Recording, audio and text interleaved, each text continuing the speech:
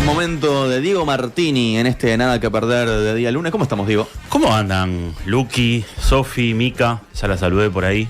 Muy bien. ¿Todo bien? Muy bien. ¿Sigue lloviendo? Sí, por lo menos cuando venía llovía, está fresco, bajó de golpe la temperatura. Sos lo más cercano que tenemos al contacto con el mundo exterior, así Qué que no nos lindo eso mientas. que decís, qué lindo eso que decís. Gracias a vos Es tenemos los emocionante. pies en la tierra. Es emocionante. Miren lo que les traje. Ah, Qué bien que te portaste, Martín. Tengo más igual, después les voy a traer más. Qué grande. Qué grande. Se los pueden clavar ahora. No. Son del otro lado del charco. Mientras vos haces el informe. Puede ser. No. Puede ser. Poco de respeto. Tienen como un dejo a limoncito. Qué adolescente que sos, Luqui. Qué No, adolescente. no, Qué no, adolescente. Tienen como un dejo a limoncito. La otra vez nos habías traído algo con qué era, con dejo también algo. Fernet. Alfajores de Fernet, es cierto. Ahí va. Yo Es cierto. sabía que había algo particular. Es cierto. Está cara Argentina, che. Está bravo. Sí. Está cara. Mucho octógono, no nos estás cuidando. Mucho Diego. octógonos. Y sabés que en Argentina son todavía más son más- más fuertes los más octógonos. fuertes, Acá creo que tiene dos, pero azúcares, calorías. azúcar. Azúcares. Sí, sí. azúcares. Y había otra categoría más. La otra categoría es te queda poco, Te queda básicamente. poco, te queda poco, sí. Bueno, ¿andan bien? Muy No, bien, no, muy no, bien, muy bien. Bueno, vamos a meternos en el tema de hoy que tiene que ver con juicios internacionales y esta situación que se da cuando empresas que se sienten que se ven afectadas plantean al Estado uruguayo un juicio internacional, un arbitraje internacional, porque entienden que sus inversiones justamente se ven perjudicadas. Y para hablar un poco de esto, vamos a explicar un poco cómo se da este mecanismo, que se da justamente, vamos a activar el mouse que no lo tenía activado, se da justamente ante un organismo del Banco Mundial, que fue creado justamente con estos fines, que es el Centro Internacional de Arreglo de Diferencias Relativas a Inversiones, que es el CIADI del Banco Mundial, que es según su página web, una institución líder a nivel mundial dedicada justamente al arreglo de diferencias relativas a inversiones internacionales. Fue establecido en el año 66 por el Convenio sobre Arreglo de Diferencias Relativas a Inversiones entre Estados y nacionales de otros estados. Y es un tratado multilateral formado justamente por directores ejecutivos del Banco Mundial en aras de cumplir con los objetivos del banco de promover la inversión internacional. Y Uruguay firma convenio con el CIADI en mayo del año 92 y en agosto del año 2000 entra, en vigor justamente este tratado, y las actividades del centro no son tan conocidas, pero lo que sucede y todo lo que conlleva juega fuerte a nivel del Estado, es decir, genera afectaciones, y vamos a empezar un poco a desarrollarlo, y esto tiene que ver sobre todo nos enteramos de una reunión que hubo previa a asumir el gobierno de Orsi, en esas reuniones de transición, entre Jorge Díaz y el prosecretario designado en ese momento, y Rodrigo Ferrés, para ponerse a punto de qué se venía dando. Y empecemos un poco a repasar algo que decía Yamandú Orsi antes de asumir como presidente en uno de los desayunos organizados por el semanario Búsqueda, a propósito de cómo se venían dando estas demandas internacionales a Uruguay. Poco preocupado por todo eso. Y por los ruidos que están llegando acá. ¿A qué acuerdo se llegó en este arbitraje? Por ejemplo, se hizo un acuerdo de expurgación. Hay partes que sean secretas y no se puedan conocer. Se dijo que había un laudo, pero parece que no llegó ninguna información, que hubo laudo.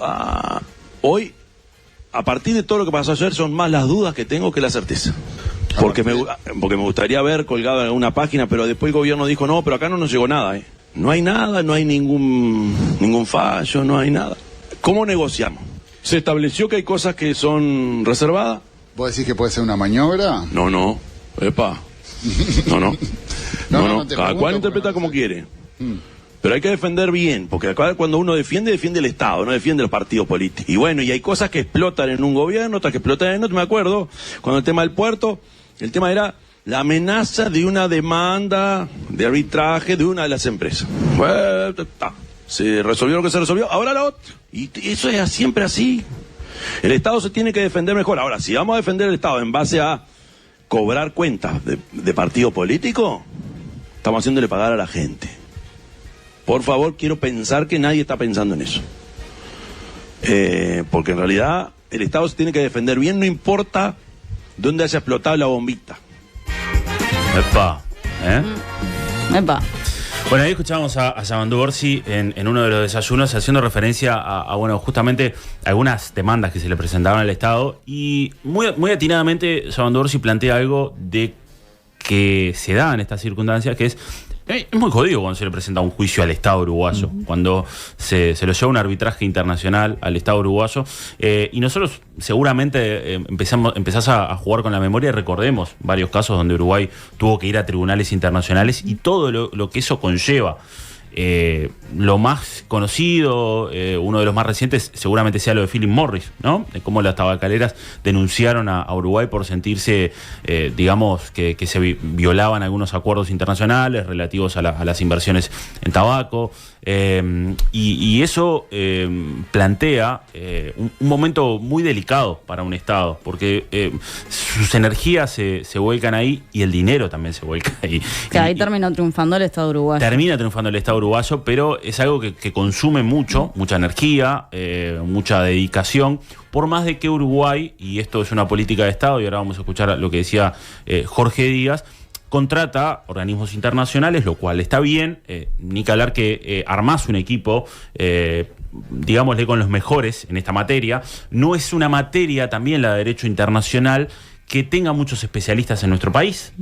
Sí hay una cátedra en la Universidad de la República, en la Facultad de Derecho, también en facultades privadas, pero no es una cátedra que, digamos, los estudiantes suelan interiorizarse, seguir, y no hay muchos especialistas en esta materia. Entonces se arma, o se ha ido armando a lo largo de la historia, como a los mejores para defender al país, justamente. Pero esto implica un costo muy importante, en esto que decían, la contratación de estudios internacionales. Es muy cara la contratación, y Uruguay, o cualquier Estado, pero Uruguay está proclive a perder mucho dinero si pierde justamente ese juicio. Por ende, la defensa debe ser muy buena.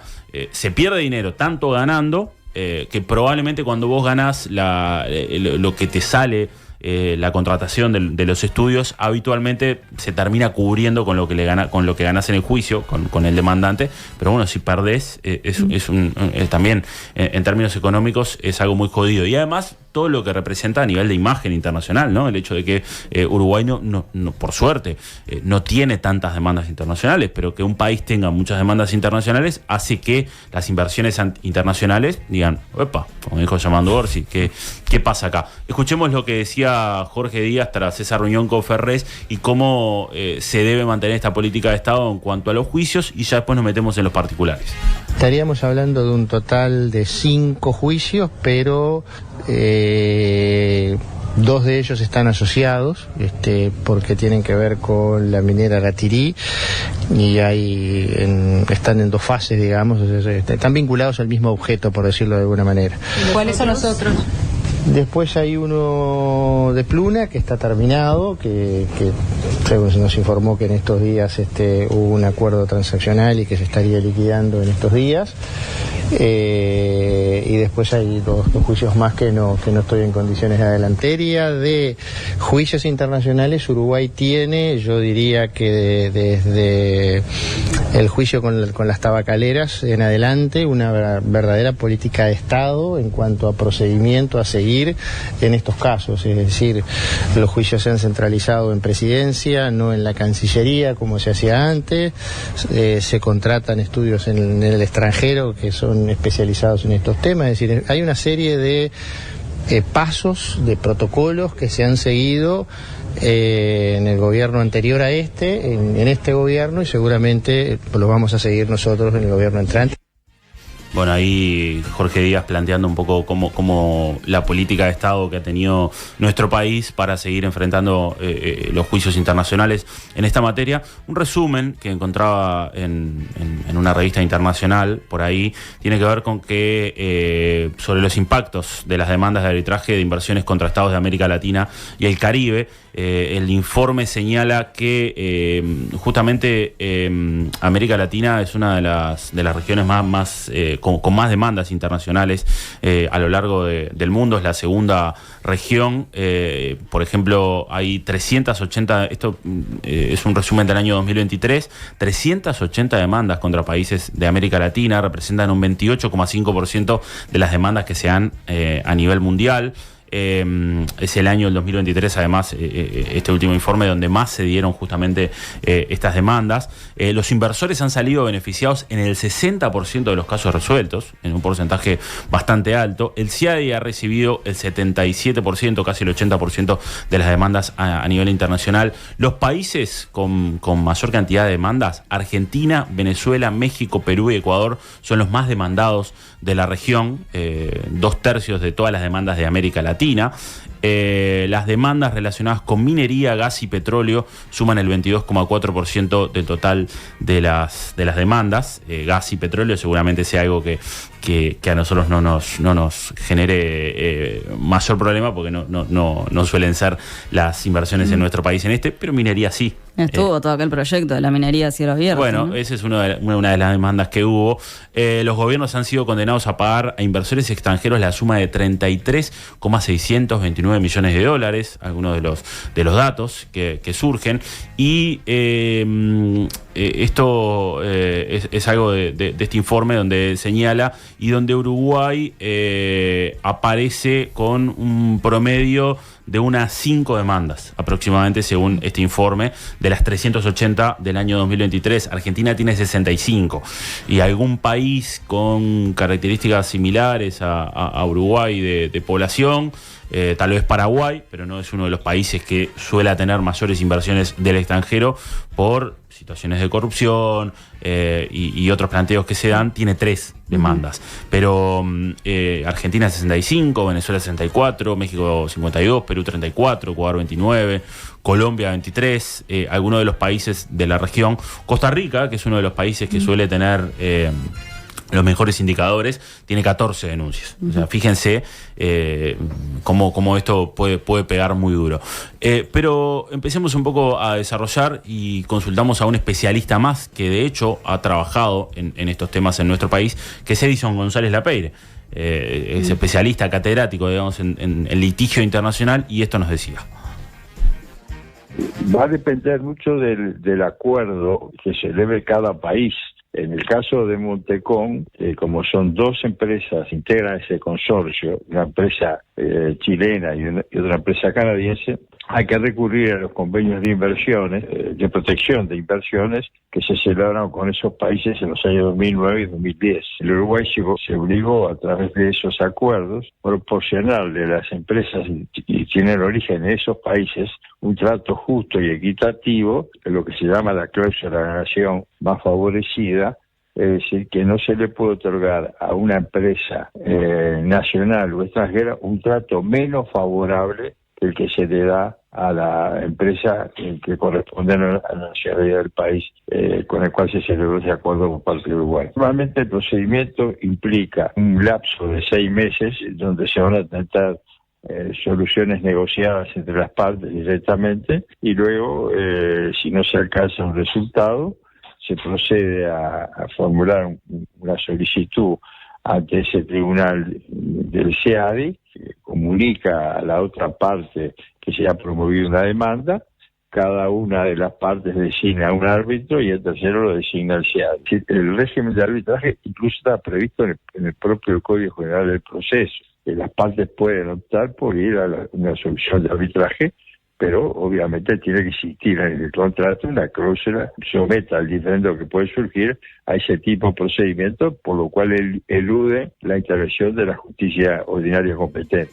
Bueno, ahí explicaba Edison González que lo que se busca al principio, previo al arbitraje internacional, es el hecho de que el demandante y el país demandado puedan conciliar, puedan llegar a un acuerdo. Y si esto no ocurre, bueno, se procede a una instancia de juicio donde el CIADI, a través de especialistas, magistrados, es el que termina condenando o a un país o absolviéndolo. Y metámonos en las primeras de las demandas que tiene Uruguay, que justamente tiene que ver con la llegada a nuestro país o el acuerdo que se da en abril del año 2021 de la extensión en 50 años del plazo de concesión de la playa especializada de contenedores del puerto de Montevideo a la firma belga Catunasi. Una determinación que obviamente generó una enorme repercusión por cómo se había dado el proceso en esta instancia de darle a Catunasi esta extensión. Pero miren y recuerden cómo el presidente Lacalle Pou lo celebraba, digamos de alguna manera, en una asamblea general en el Parlamento.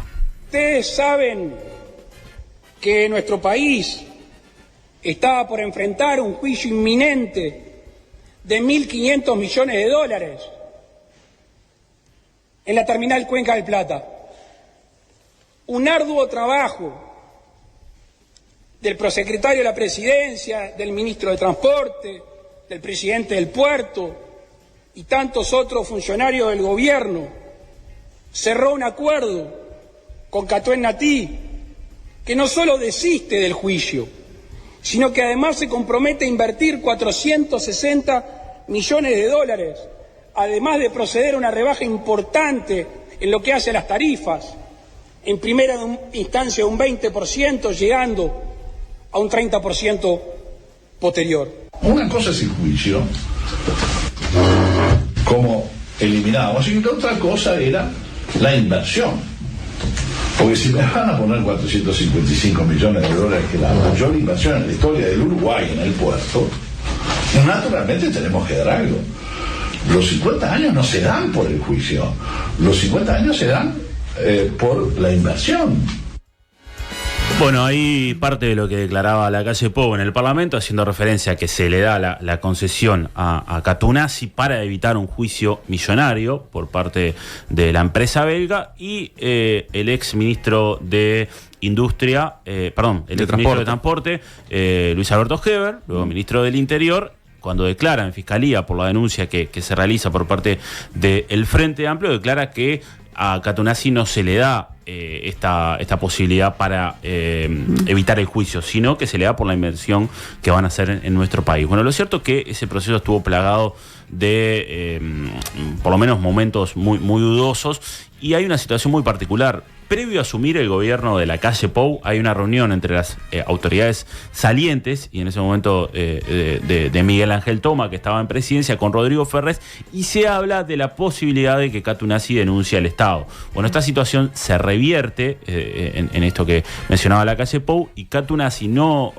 amenazaba con denunciar al Estado por no obtener este acuerdo, y Catunasi no denuncia al Estado, invierte, pero su competidor, que es Montecom, que es esta empresa de capitales chilenos y canadienses, sí denuncia al Estado uruguayo. Es decir, ante una amenaza evitase el juicio, pero la otra parte te termina denunciando. Sí, que además, en realidad, vos del Frente Amplio lo que plantearon es que no estaba tan claro que Catunasi fuera a hacer la... Exacto, era una amenaza. Claro, en realidad que fuera a efectivizarse esa demanda. Y además de que no tenían ningún asidero.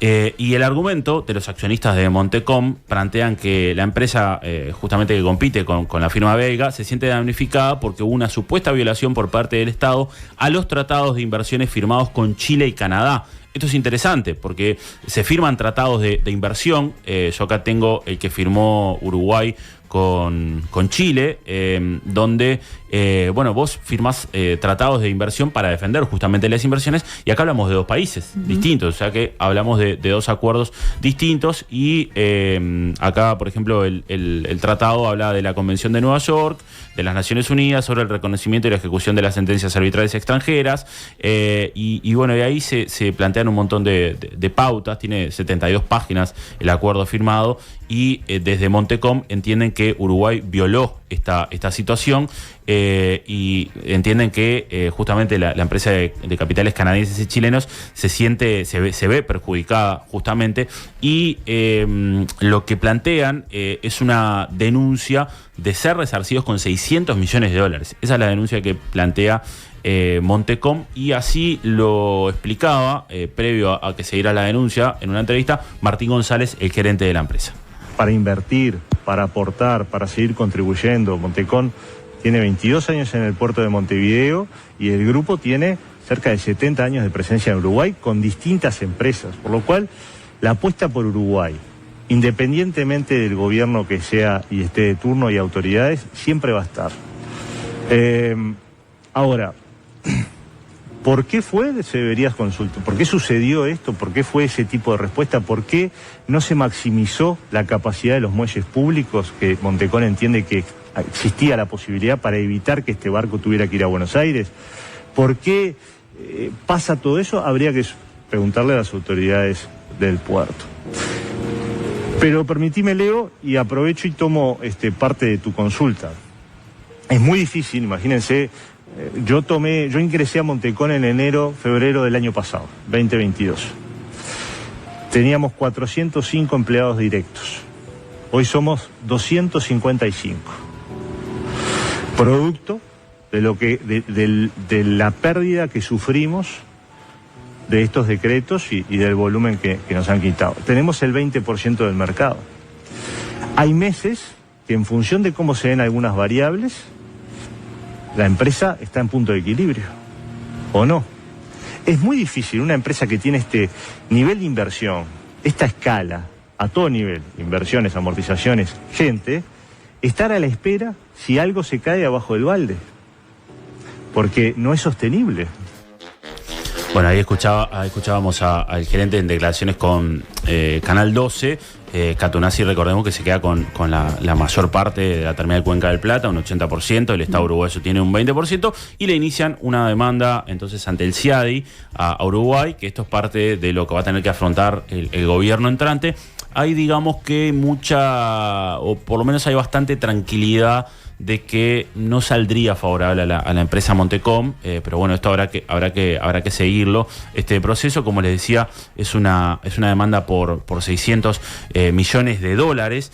Y en la página web figuran dos procesos, pero es un solo juicio en la página web del CIADI, y esto se debe a que son dos los socios accionarios, ¿no? Uno chileno y uno canadiense. Neltun Ports, Sociedad Anónima, quien tiene la mayoría del paquete accionario, son los chilenos, y después está ATCO, que son los capitales canadienses que iniciaron una demanda por separado, pero es la misma demanda. Y la defensa legal, sobre la que también habían trabajado Rodrigo Ferrés y Mariana Cabrera, la prosecretaria, secretario y prosecretario salientes, estará a cargo de Arnold Porter, que es una firma de abogados de Estados Unidos de alcance multinacional, y bueno, desde acá habrá que ver cómo se va dando esta instancia, que ahí escuchábamos en los audios.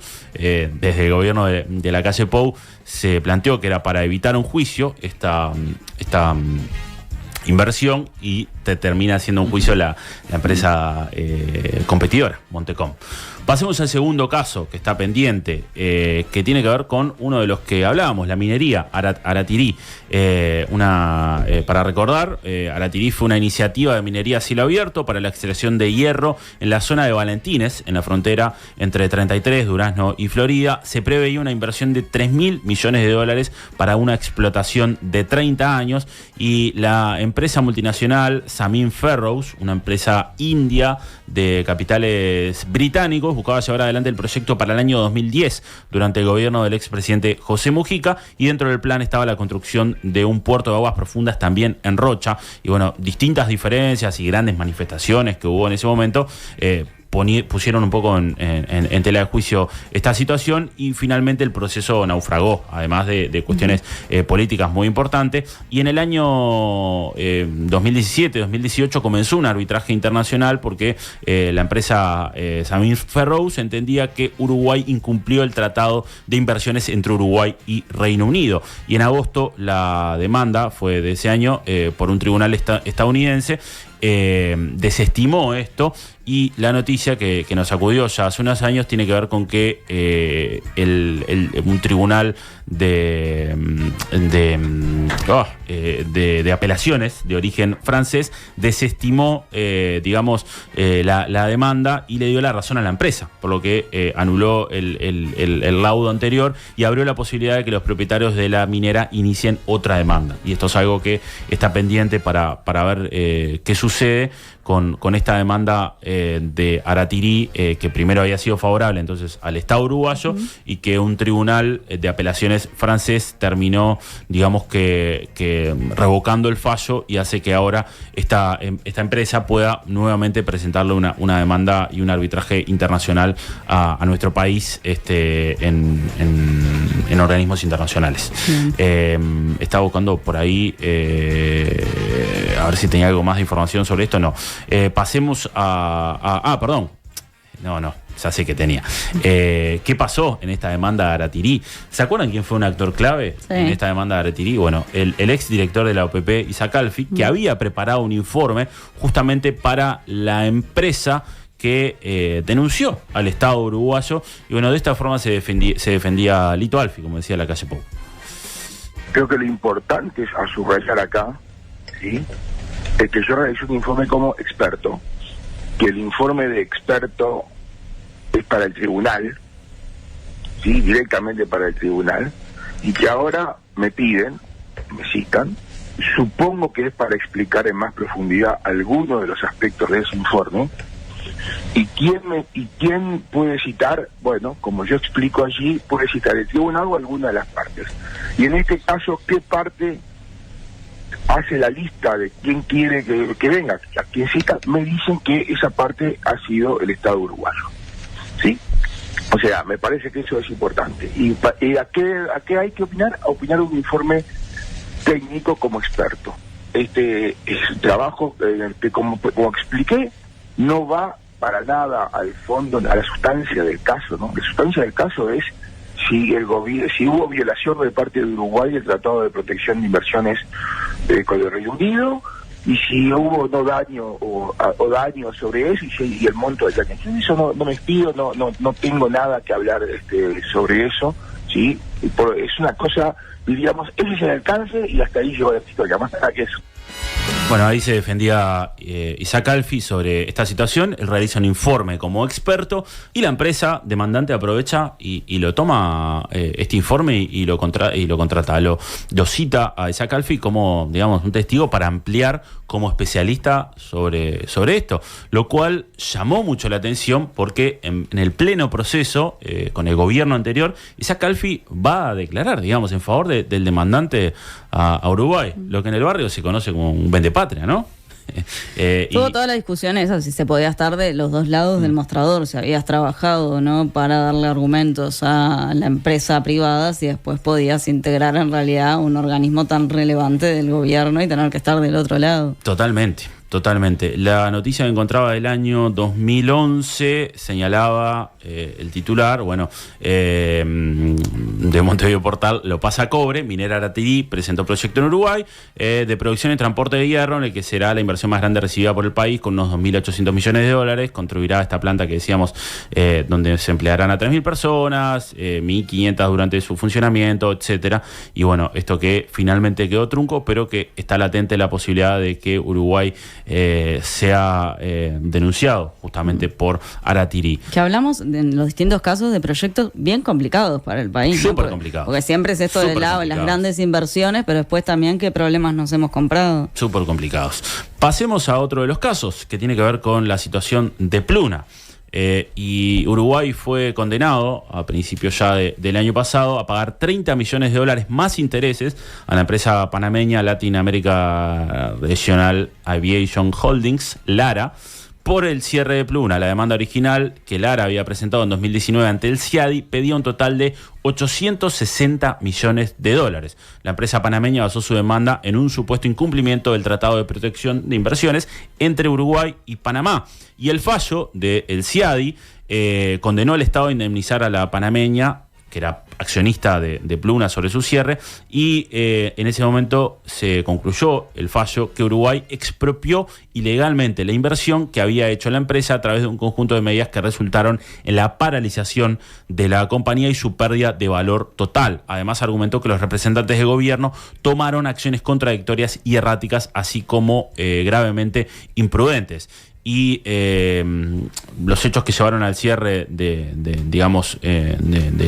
la aerolínea también fueron estudiados por el CIADI en su momento, y plantearon que se dio también algunos hechos de carácter incontrovertido, y que la gestión que también hizo Varig, hizo de Pluna, la empresa brasilera, acumuló pérdidas de varios millones, y que debido al riesgo jurídico que según el Estado representaban las contingencias de Varig, Uruguay decidió tomar una serie de actuaciones entre abril y junio de 2012 que calificaron como medidas ilícitas. Y bueno, esta es otro de los juicios que tiene pendientes, o por lo menos de los pagos que tiene pendiente el Estado uruguayo, donde también se puso al día, digamos, Jorge Díaz con Rodrigo Ferrés en aquella reunión.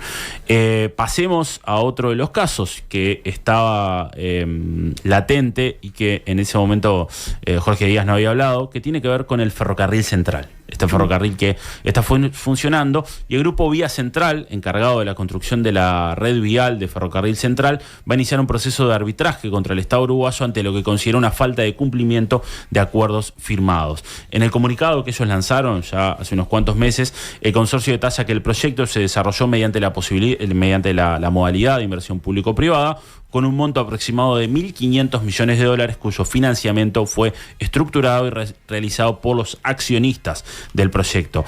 Y recuerdan que la nueva vía férrea está operativa desde noviembre de 2023, permitiendo el transporte de la producción desde Paso de los Toros hasta el puerto de Montevideo, a lo producido justamente por la empresa UPM, la empresa pastera. Y señalan en el comunicado que el proyecto había enfrentado múltiples desafíos, incluyendo demoras en las expropiaciones, la pandemia de COVID-19, aumento de costos por la guerra Rusia-Ucrania, inundaciones de 2024 y casos de vandalismo que amenazaron el sistema de comunicación y seguridad de la vía férrea. Y de acuerdo con los reclamantes, durante también el año 2024 se trabajó con las autoridades de gobierno en lograr acuerdos de entendimiento, y que estos se vieron reflejados en documentos en el memorándum que fue firmado en agosto de 2024, y que finalmente no se pudo llegar a acuerdos, y por eso se da esta demanda internacional que es latente y que se va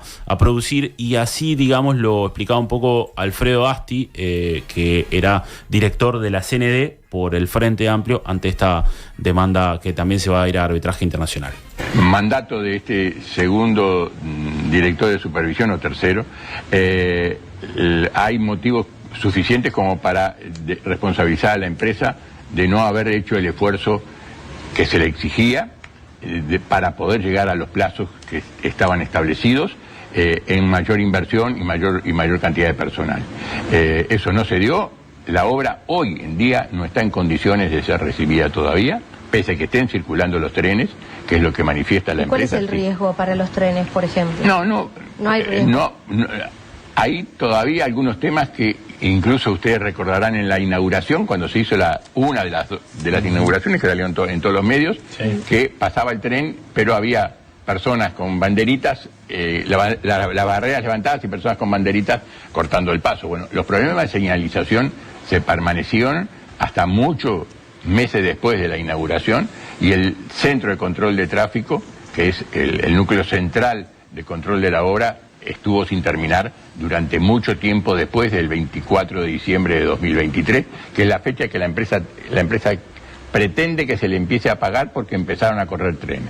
Empezaron a correr trenes en modo prueba, sin ni la cantidad, ni la capacidad, ni la frecuencia con que está establecida en el contrato. Por eso es que el gobierno, celebro de que el Ministerio de Economía y Finanzas, la unidad especializada en control de participación público-privada, haya puesto objeciones a este nuevo reclamo de comenzar el pago por disponibilidad, diario por disponibilidad, porque además, si uno hace el cálculo de todos los indicadores para los cuales deben tomarse para ese pago por disponibilidad, daría cero, y daría que no se puede empezar a pagar todavía. Bueno, porque el pago obviamente se daba una vez que se ponía operativa esta situación, pero es sabido que todavía no está finalizado por completo la vía férrea para esta transportación.